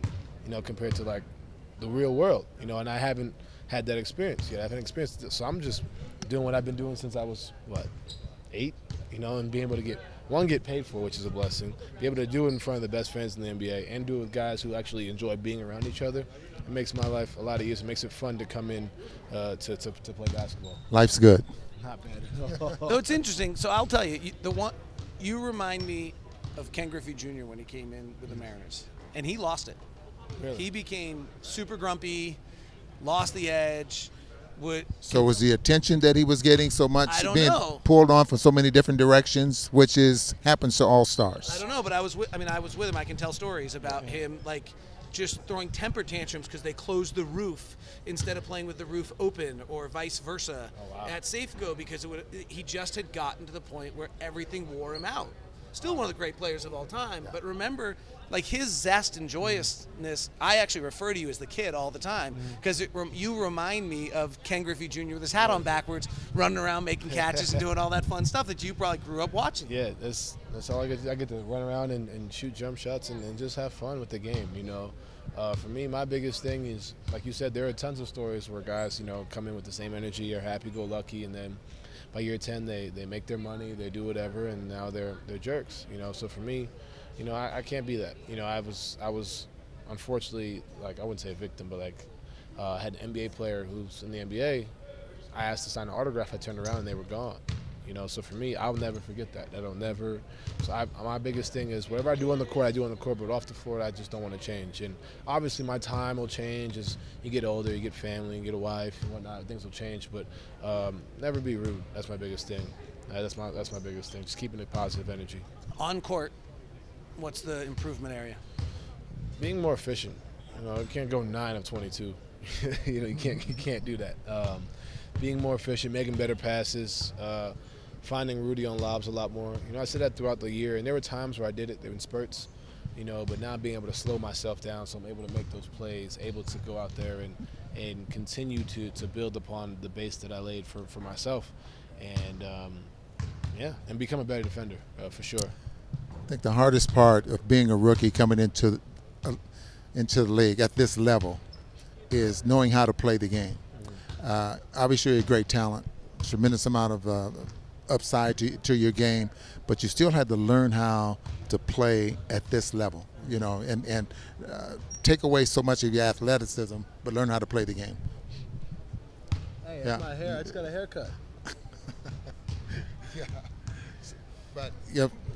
But that was a question. You still had to learn how to play the game. So as the season went along, you seemed to get better and better. For what I saw, is understanding the game more so than just playing on your ability. Yeah, for me, I make the joke, if I play baseball, I feel like my IQ would be a lot higher, because I've been doing that for so long. So Johnny and I always make the joke that I was just running around last year, as a whole, just trying to go out there and play instead of reading. Now I've got to be able to make reads. If a guy comes in, kick it out. Guy goes out, throw it up the lob. Little things like that. Being able to take that and build upon it. And I think I got it, throughout the OKC series, the end of the year. Houston kind of was thrown into the point guard role, so I was kind of trying to be over passive, and then it led to me not really knowing what to do, to be honest. But, I think I just built upon the last few games. And like I said, I've watched about 74 of the games already. I got a few more to go. But just being able to find ways to just make the proper reads. It's not always about scoring. You make those passes, then it opens up for you. All right, I got to end on one thing, but they told me one more question, so I'm asking two at once. Favorite moment of the year last year? Do you have one that jumps out? And then my second thing is actually as much as anything, because I've said this a bunch, so I want to be I always like to be transparent. The thing I'm most interested in watching with you this year is how you deal with a bad night. Because last year when you had a bad night, he's just a rookie. But now you're Donovan Mitchell. So how do you deal differently? So what was your favorite moment? And then how do you handle, it'll happen, the 5 of 22 night? I'll answer the second one first. I think to everybody it was I'm just a rookie. To me, it was the end of the world. I had to come in, and the next night I could not have a bad night. It took me a while to understand that we play 82 games, so it's going to happen. There's going to be a game. It's going to be maybe a stretch. You never know. But I think for me, I always came in. I mean, it's sad to say, but you come in hungry after you do really bad. Like, you have a bad night. You come in, like, you come in and shoot extra shots. You do this.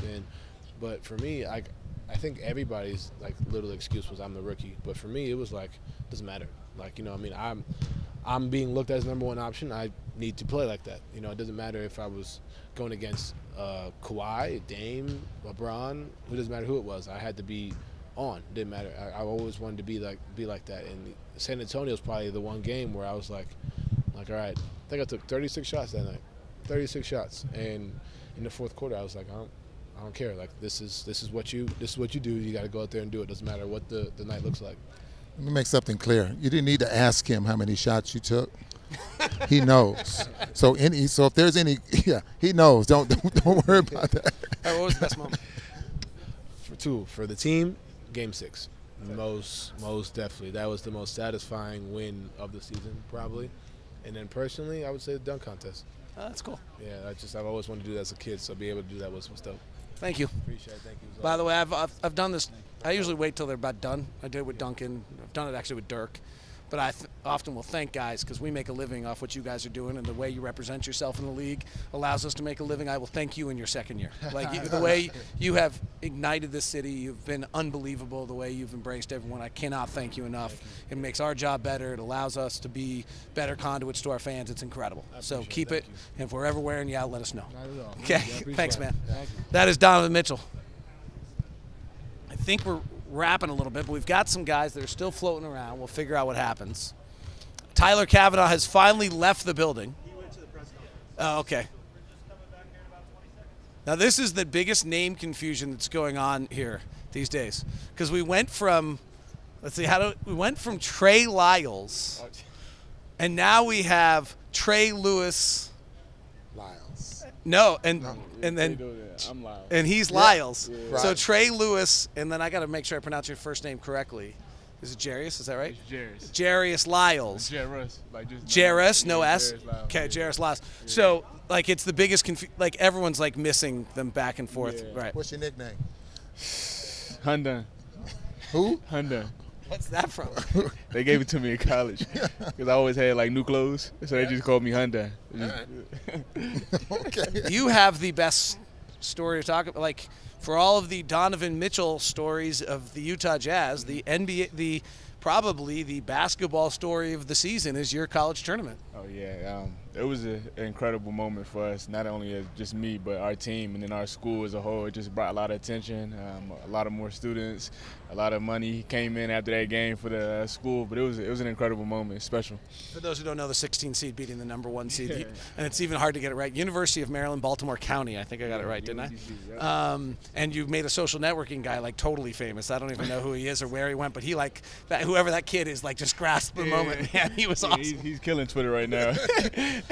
Did you guys have like first thing that jumped out? So I was with a Virginia guy.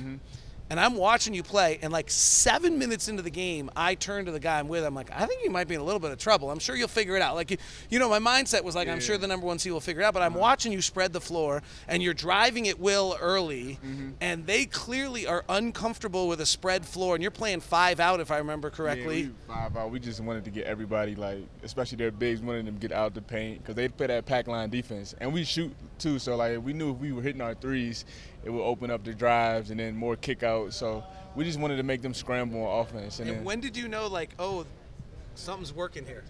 I think going into halftime, tied up 21-21, and I didn't even play good the first half, and we were all like, yo, like, we can beat this team. We came into that game thinking we can win, but like that just like did it for us. And then you could tell coming out in that second half, Joe Sherburne was hitting shots. I was making plays. Jordan Grant, KJ Moore, Arkel Lamar. So it was a team effort. We all suddenly researched who you guys were. It did seem that all of you kind of had this storyline that you were one notch off of like getting the scholarship that you thought you deserved, and ended like, and that so that the talent level maybe wasn't as wide a ranging as. Is that a fair kind of storyline? Yeah, definitely. I think most of our talent came from like the guard play, and then like the bigs just did their job. They knew what they were supposed to do: rebound, defend, and just like set screens. And you know, we weren't going to really feed the post, but they were okay with that. And they, you know, everybody bought in. So it was a collective effort. How many times you watched that game? I haven't watched it yet. What? You kidding? I haven't watched it yet. Tell the truth. No, for real. I haven't Really? watched it. Yeah. I haven't watched it. I don't know. I think I want to wait until because it hasn't been on my mind. Like, yo, let me sit down and watch this game. So, like, one day I'm gonna sit down, probably with my family. It's amazing what you can learn the second time around. Yeah. You know what I mean? I'm kind of saving it. Yeah, all right. Because I don't think I played good. I don't want to watch it yet. I don't like the way I played that game. But you got you got a lot of love from the commentators, and in your career you hadn't gotten the recognition, so that was like the night. Like yeah, definitely. Maybe I'm just like really arrogant. Like I'd go back and watch and say, hey, finally they're talking about me. I busted my ass my whole life. They're finally talking about me. Nah, I don't want to watch it right now. I'm gonna definitely watch it probably this season though. All right, so you had a great summer league, moved past it, and you got yourself invited to an NBA training camp.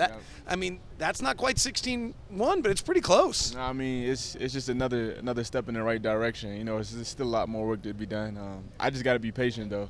It's about opportunity, and you know, it'll come. It'll come as long as you work hard and do what you're supposed to do. It'll come. What are you trying to develop? I think just being more of a point guard, because in college I played the two. I was always a scorer. So like on this level where a lot of people can score, so my size, I'm gonna be able to have the guard and play the point guard more. So just being a better point guard, reading plays better. The strength of your game is what? Scoring, getting myself shots, getting other teammates shots, and then I get after it defensively. It's just such a cool story, man. So cool. Appreciate it. What was it like when you were let's go back to that to wrap on that. You win that game. Does it feel, do you suddenly realize you've done something that nobody else has ever done?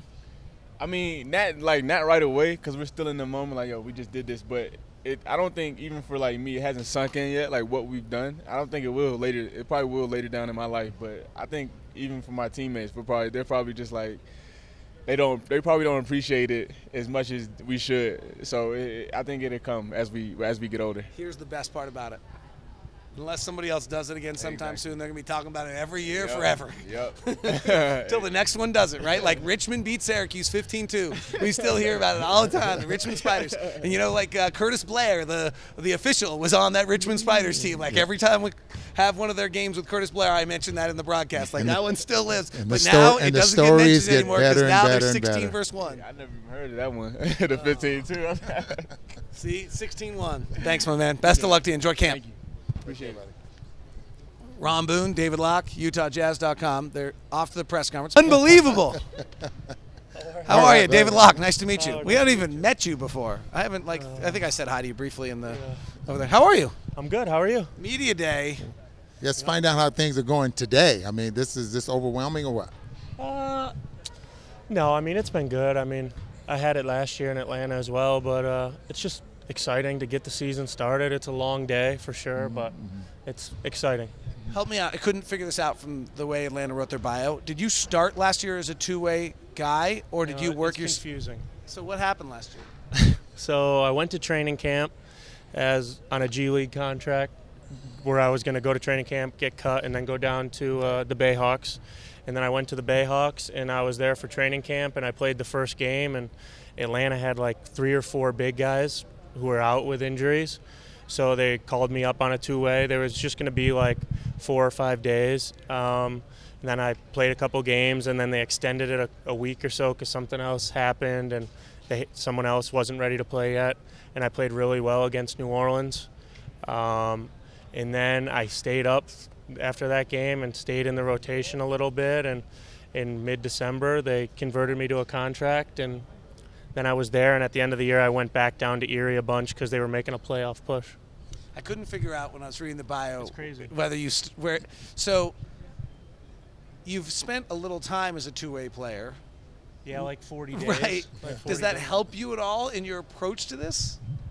Yeah, because I think I have that two-way experience just from the beginning of the year and then the end of the year going back and forth, but this is a completely different situation, and I'm so happy that both teams are in the same city and that I don't have to get on a flight each time I have to go somewhere, and I'm very excited to be a part of this organization. It's also really different because, quite frankly, Atlanta was trying to lose as much as we're trying to win. It was great. It was a great opportunity for me and for younger guys, which I wouldn't have got on a better team. So I'm very thankful for that.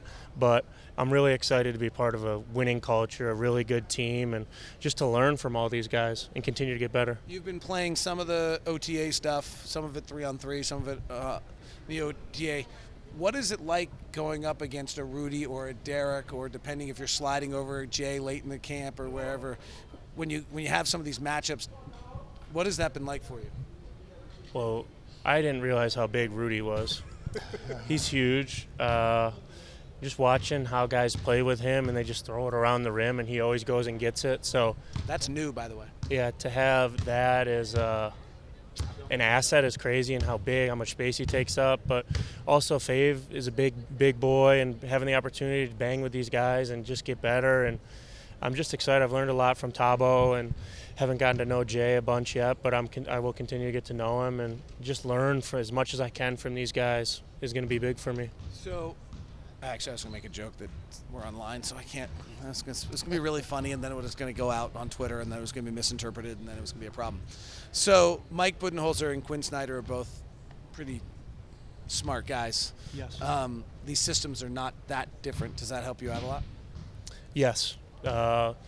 Their concepts, the way they want to play is all very similar to what Bud did in Atlanta. The terminology is all different, which I'll have to get used to, but I just love the way they play and they teach here, and I'm really excited to be in it for this year.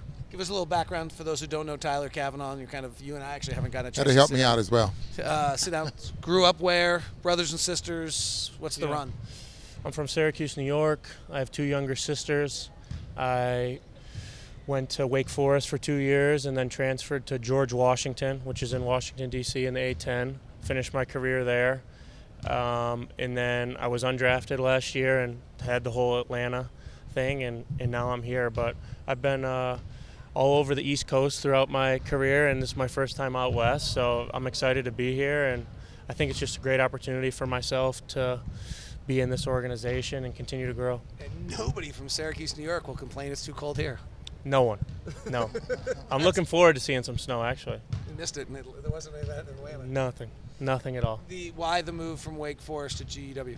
We had a coaching change, and I just felt that it was right for me in my career, and it was probably the best decision of my life. It changed the path of my career. The sit-out year was huge for me to be able to work on my body and continue to grow physically, and then I had 2 really good seasons at George Washington that put me in the position that I am today, and I'm blessed. I spent a quarter of my college career in Washington, D.C. at American University, and there's really maybe no better city in America to go to college than D.C.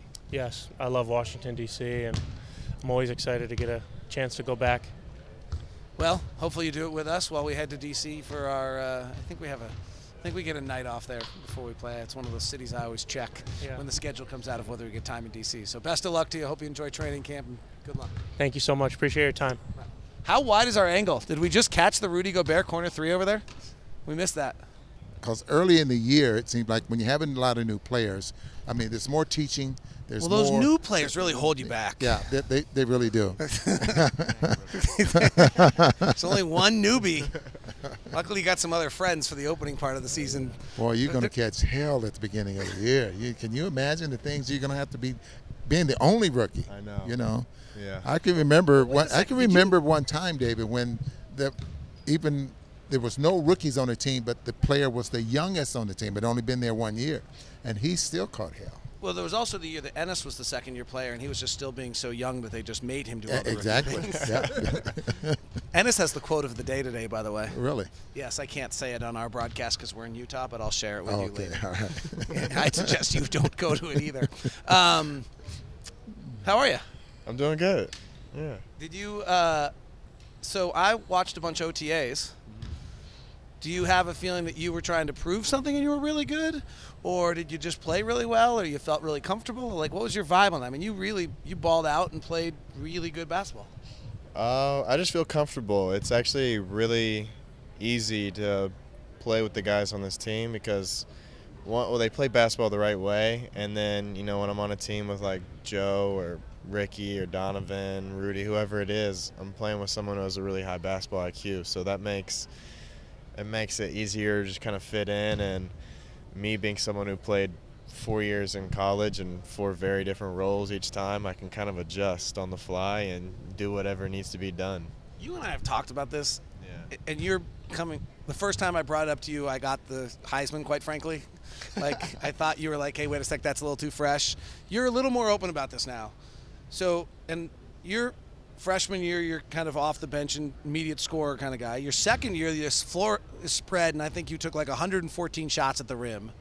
Yeah. Your junior and senior year, I think you're playing kind of 1-2, predominantly 2, but the floor's clogged with 2 bigs, and then your senior year playing 1 with a floor clogged, and I think you took 42 shots at the rim the whole year.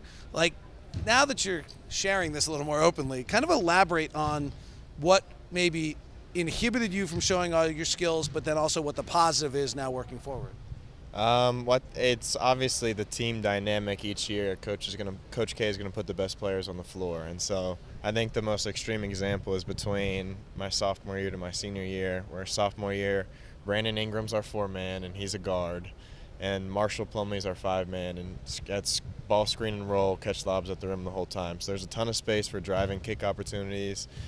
We could spread the floor with a bunch of shooters. Luke Kennard was on the team, Matt Jones. So everyone could shoot the ball. In my senior year, you come and we have our offensive strength is Marvin and Wendell down on the block. They had a mismatch every game. At least one of them did.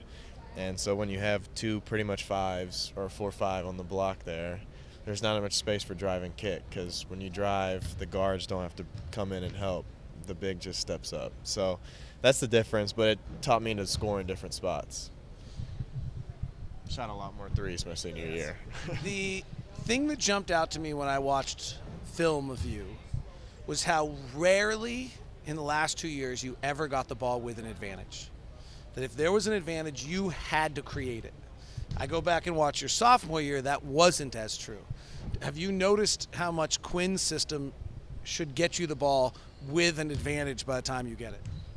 Yeah, definitely. I mean, just because the ball is swung side to side so quickly, so when the defense is pulled over, if it gets swung around to a big at the top, he's dribbling right into a DHO, and your guy's going to trail you because he's pulled in for help, or the big's like sagged off, so you got a bunch of room to turn the corner. There's always the pin downs, and then I'm getting an opportunity to play off a great point guard too, and so all that helps, where I'm either catching the ball with a closeout coming at me so I can shoot it or attack the closeout, or coming off some type of action with the big, and it makes it a lot easier to make reads that way. You guys didn't discuss DHOs in college, did you? We did a lot of DHOs in college. Oh, really? Yeah. So I wonder why this system why would your system have DHOs? These guys, I thought that was a Quin thing. No? I don't know. We had a lot. Did you really? We had a couple of DHO plays. It flows a lot better, and that helps when you've had guys who have played like 5, 6, 7 years. So it just kind of happens more organically. You don't have to call a play. What do you think your natural position is? I'd probably say off the ball, so 2 guard. Mm-hmm. I mean, it's tough, especially now too. No one really has a position anymore. You just float. Yeah. Float around the perimeter. What's your biggest challenge going to be? I think, I said this earlier, the 2 biggest adjustments to the game are speed and space, and so the space is going to be there, but I have to make the read at a little bit of a faster pace than I did in college, because it'll close up quickly. And so that's just going to be a lot of film and some experience in the game of making some great passes, making some bad passes. So we just talked about speed and space offensively. How about speed and space defensively? Same thing. So the reason the floor is more spread now, so on defense you have to have athletes. You have to be able to come over and help and hedge, or at least tag the big, and then close out and keep a guy in front who's a shooter and a driver who's athletic too. So you have to be able to always be in a stance. That's the biggest thing, and I think that was one of my biggest weaknesses at Duke. I would get that in a film session every time. The ball goes away from you and you stand straight up and down, where you got to be in a stance and ready to close up. That's his pet peeve. He goes crazy on the broadcast. The 2 moves to 1 is what I love this guy already, man. Well, he always talks about, like, oh, you have to make 2 moves to make 1. Like, If you're already low, you get there quick. Yeah. all right, you want my thought on what your biggest challenge is going to be? Yeah. I don't know this is going to be the case. I hope it's not. But this team's pretty deep. Like, there's a chance it's going to be a night where you don't play. Oh, yeah. But, like, that has never happened. Like, that's never happened yet. And I'm going back, honestly. So I spent a lot of time with Gordon his rookie year. And Gordon had the hardest time, actually, of all things, cashing the checks. Like, he had a really hard time that he was getting paid all this money and not doing anything. I remember him vividly saying to me, I just got a check that's for more money than my parents earned last year, and I didn't do anything last month. So he had a weird kind of, at least, or a different reaction. But what, like, how you're so competitive, you're so into it, you love the game so much. Like, what happens if there's a 3-game span where AB, Dante, Ricky, and Donovan are all playing well, and there just aren't minutes to be had? Yeah, and the last time that I've been through that was my freshman year in college. Was when I would go through a time where we either wouldn't play or I would be in for the last 30 seconds to dribble out the clock. So, and I think at doing that, you have to be real secure in who you are as a player. Because like, for me, I finally realized, it took me a long time as an 18-year-old kid at Duke to realize I'm not playing because I suck. I'm not playing because I suck. I'm not playing because I have Justice Winslow, Tyus Jones, all these guys in front of me. And it's the same with this team. This is a playoff team. And I know I have good guys in front of me, and I'm the rookie. So if I don't get in, it's fine. I'm still a good player, and when I get in there, I can still play very well. But the competitor in me is obviously going to be, frustrated, but I'd take that out in the gym. You know what, I would make a deal, and I'm sure you'd make it too. That season ended with you as the MVP of the Final Four, if I remember correctly. So if you'd like to start the year not playing here and end the year as the MVP of the NBA Finals, I think everybody'd be fine with that. Yeah, if I could guarantee how that would work out, that'd be awesome. But that's a great, we played Wisconsin earlier in the year, and I didn't get in the game. And we played in the national championship game, and I waited, stayed ready, and I got an opportunity. So just because I didn't play before doesn't mean I wasn't good enough to get in the game. And a good one on that as well is Donovan Mitchell.